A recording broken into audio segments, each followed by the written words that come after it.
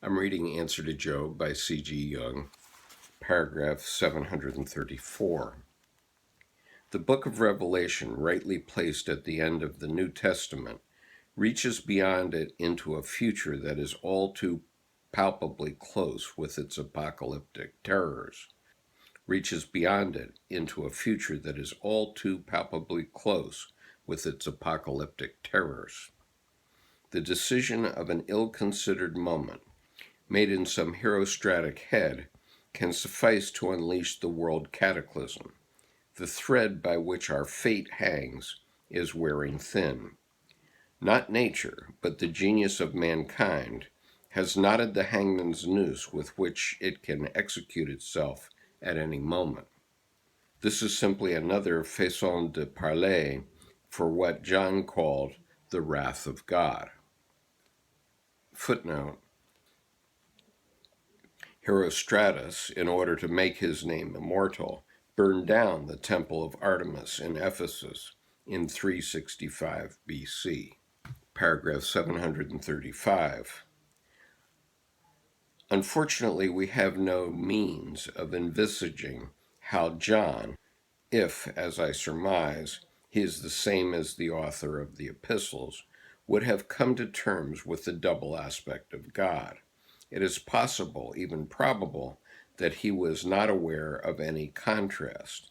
It is altogether amazing how little most people reflect on numinous objects and attempt to come to terms with them, and how laborious such an undertaking is once we have embarked upon it.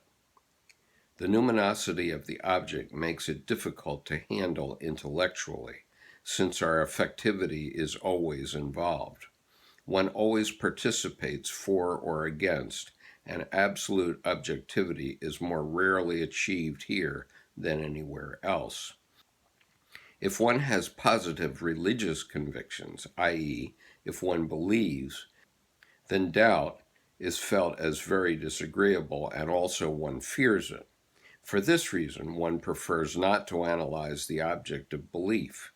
If one has no religious beliefs, then one does not like to admit the feeling of deficit, but prates loudly about one's liberal-mindedness and pats oneself on the back for the noble frankness of one's agnosticism.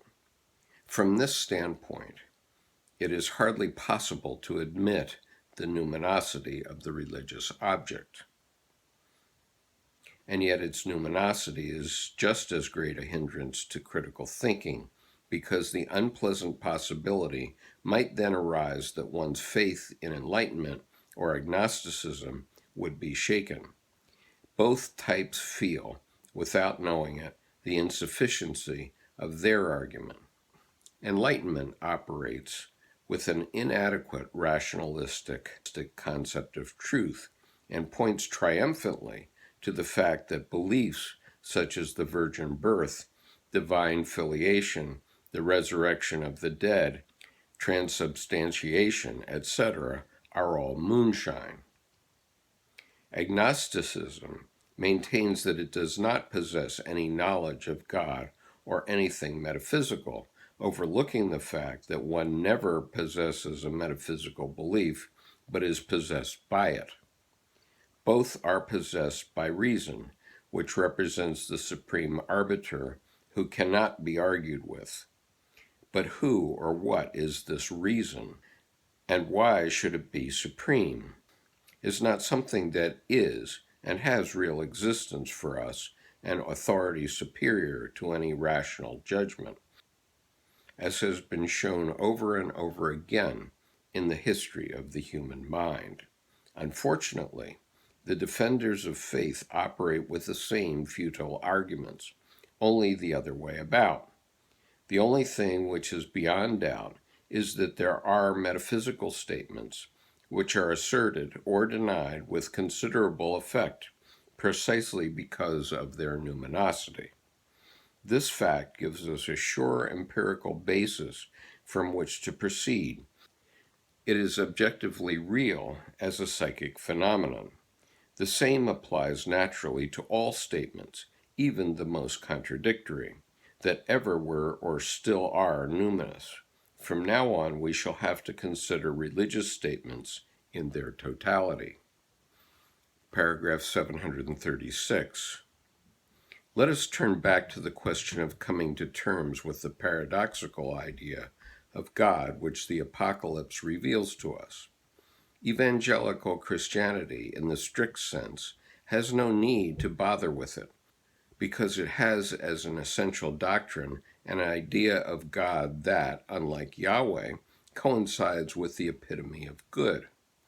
It would have been very different if the John of the Epistle had been obliged to discuss these matters with the John of Revelation.